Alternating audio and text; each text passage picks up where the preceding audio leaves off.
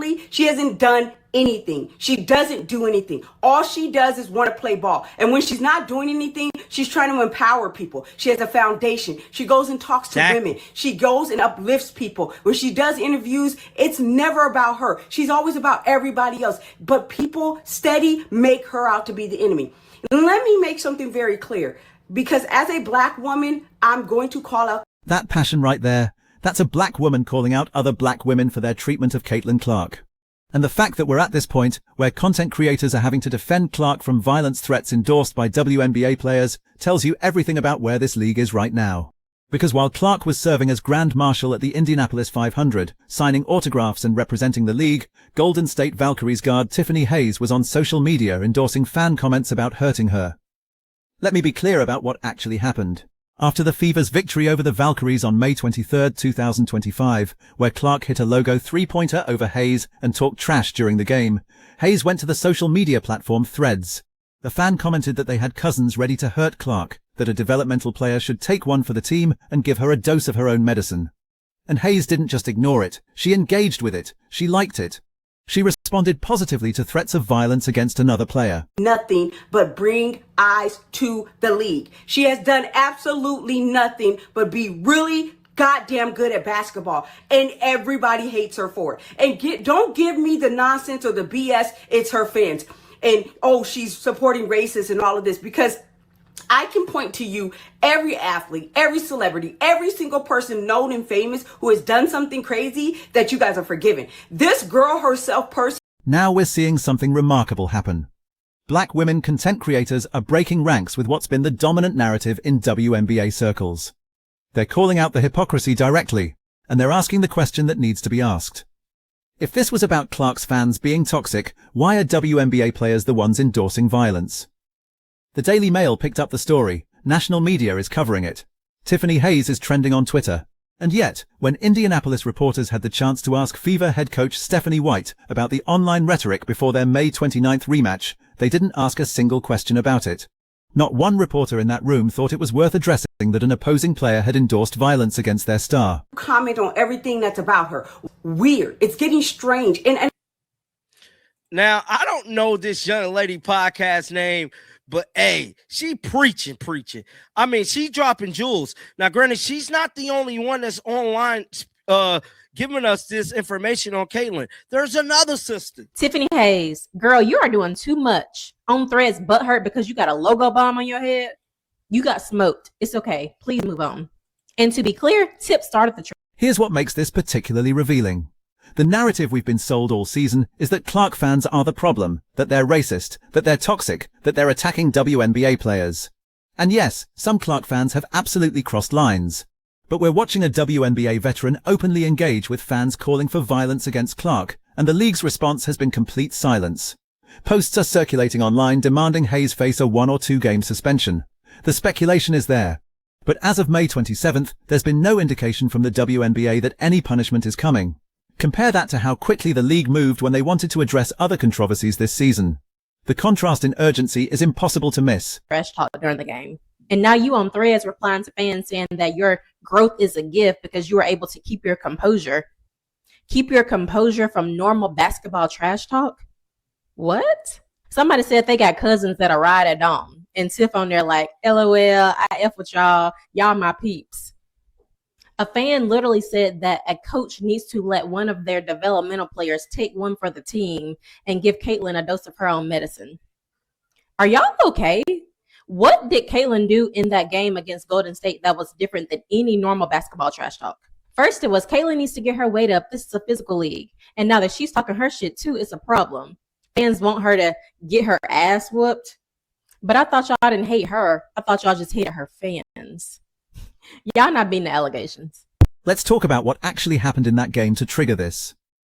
Clark hit a deep three-pointer over Hayes. She talked trash. She played with confidence and swagger. You know, the exact things we celebrate when other players do them. The exact energy that makes basketball entertaining. But somehow, when Clark does it, it justifies threats of physical violence. Hayes started the trash talk during the game. Multiple sources confirmed that. Clark responded, "That's basketball. That's competition." But after losing, after getting scored on, Hayes took it to social media and crossed a line that should be uncrossable in professional sports.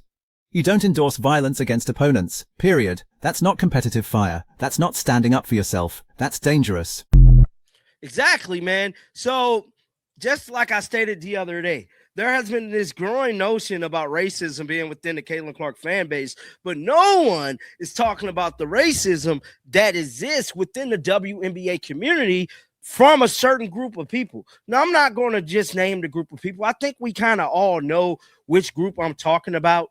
And for them to always find some reason, some way to poke negative or to say different things in regards to Caitlin Clark is mind-blowing to me, man. It's definitely mind-blowing. And here's where the double standard becomes impossible to ignore. All season, we've heard that Clark needs to handle the physicality, that she needs to get used to the professional game, that this is just how the WNBA is. Fine. She adjusted. She's talking trash now. She's playing with edge. She's giving it back. And now that's also a problem? Now that justifies discussions about hurting her? The cognitive dissonance is staggering. First, Clark was too soft and needed to toughen up. Now she's too confident and needs to be put in her place. The goalposts keep moving. And what's becoming clear is that for a certain segment of WNBA fans and even some players, there is no version of Caitlin Clark that will be acceptable. Not the humble version, not the confident version, not any version. Here is making big time buzz. It stated Golden State Valkyrie guard Tiffany Hayes seemingly endorsed a fan's offer to inflict violence onto Caitlin Clark after the clash during their last matchup. Now, I have not read this article in its entirety, but I definitely want to read some of it here with you guys. So this is the Daily Mail. This is national news. Now, it goes on to say, Golden State Valkyries guard Tiffany Hayes has similarly endorsed a fan offer to inflict violence onto Caitlin Clark, which we did report on that yesterday. Let's address the elephant in the room that these content creators are brave enough to name. There is a racial dynamic here, but it's not the one we keep hearing about. The assumption has been that white Clark fans are attacking black WNBA players out of racism. And again, some absolutely have. But we're now watching black WNBA players and fans openly root against Clark, minimize her accomplishments, and in Hayes' case, endorse violence against her. At what point do we acknowledge that racism can flow in multiple directions? These black women content creators are saying what needs to be said. Hating someone because of their race is wrong, regardless of which direction it flows. Supporting violence against someone because they're successful and happen to be white is racism.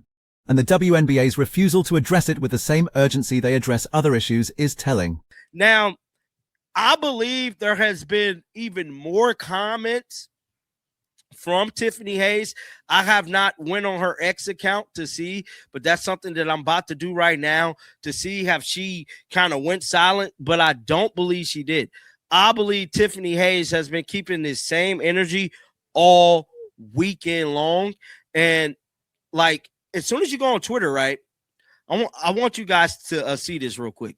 So I go on Twitter. Tiffany Hayes is trending right now on Twitter with it being today's news. Here's a concrete example of how this plays out. The WNBA and NBC hyped up Azzi Fudd for hitting 6 3-pointers against the Liberty in a recent game. They called it a rookie record, except it's not. Clark hit 7 3-pointers in a single game during her rookie season in June 2024 against the Mystics. That's the actual record. The information is easily accessible, and yet the league and its broadcast partner either didn't know or didn't care to check before celebrating someone else's record. This keeps happening. Clark's accomplishments get minimized, erased, or attributed to others, and it's not accidental, it's a pattern. When you combine that with players like Hayes endorsing violence against her, you start to see a bigger picture.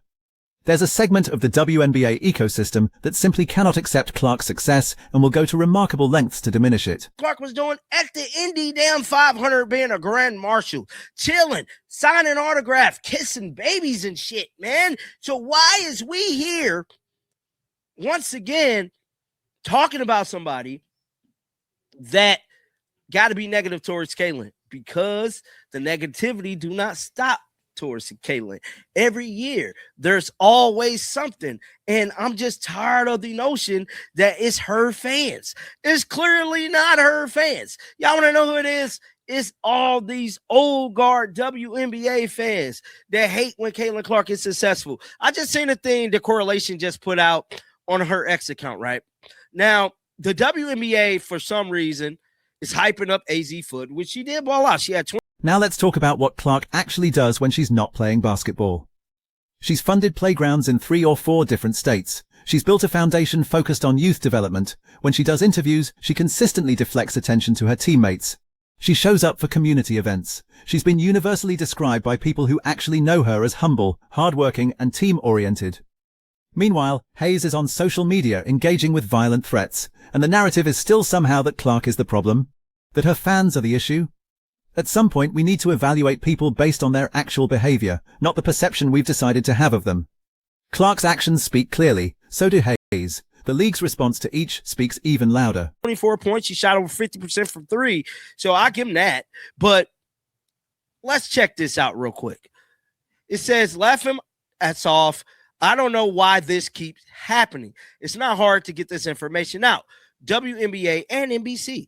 Azzi Fudd, 6 3-pointers against the Liberty were the most ever by a rookie in the game. Caitlin Clark made 7 3-pointers in a game her rookie year in 2024, June, against the Mystics. That is the record. So why do the powers that be make it their business to try to magic erase Caitlin Clark greatness? And this is why we need people like me and other content creators standing on business and telling y'all the truth, telling y'all the real. When it comes to Caitlin Clark, there's always a two-sided argument, because there's one side that hate the young lady because she's so damn good. Then there's another side that like ball and like Caitlin Clark as a person because all the good that she do in the community. Because the last time I checked, I ain't seen no damn other WNBA players passing out playgrounds to little kids. I'm just saying, Caitlin Clark got a playground in like probably 3 or 4 different states.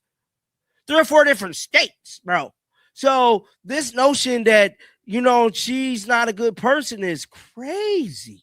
But guys, get down in the comment section. Let me know y'all thoughts about this, man. Keep them bells on. And until next time, dog, shake the haters off. I'm out of here. Here's what makes this situation particularly significant going forward. The Fever and Valkyries play again on Thursday, May 29th. Hayes hasn't faced any discipline. She hasn't been required to apologize. The league hasn't issued any statement about player conduct on social media. So what message does that send? It tells players that endorsing violence against opponents is acceptable if those opponents are unpopular with certain fan segments. It tells Clark that the league won't protect her from threats. It tells fans that the rules apply differently depending on who you are and who you're targeting. Those are dangerous precedents for any professional sports league to set. First, there's the immediate safety concern. When a player endorses fan comments about hurting an opponent and the league does nothing, it creates an environment where that behavior is implicitly approved. Other players see that there are no consequences. Fans see that their violent rhetoric is being validated by the players they support.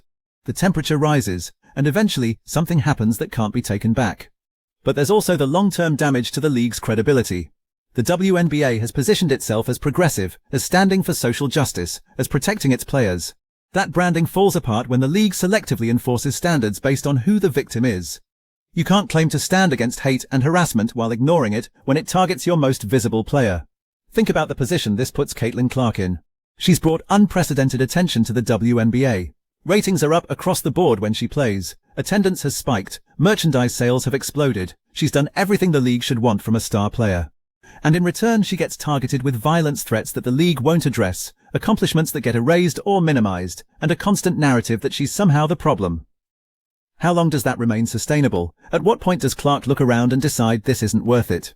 She's got options. She could play overseas where she'd be appreciated. She could transition to media or business. She doesn't need the WNBA as much as the WNBA needs her. And every incident like this, every time the league fails to protect her, that calculation shifts a little more. And here's the thing about beat reporters and media coverage that nobody wants to say out loud. The same media members who write think pieces about toxic Clark fans are completely silent when WNBA players endorse violence against her. Where are the columns demanding Hayes face consequences? Where are the TV segments analyzing what this says about the league's culture? The silence is deafening and revealing. Watch that initial interaction from the content creator again. She's genuinely angry. She's calling out her own community. She's risking backlash from WNBA fans who don't want to hear it. And she's doing it because the double standard has become so obvious that it can't be ignored anymore. When black women are defending Caitlin Clark from other black women's hatred, that should tell you how far off the rails this has gone. Now compare that to how Hayes has conducted herself. After losing the game, After getting scored on, instead of taking it on the chin and moving on like a professional, she went online to engage with the worst elements of fan discourse. She gave legitimacy to people calling for violence. She made herself part of the toxicity instead of rising above it. That's not competitive fire, that's poor judgment and worse character. The contrast reveals something important about who actually has the maturity to handle this spotlight. Clark, despite being younger and less experienced, consistently takes the high road.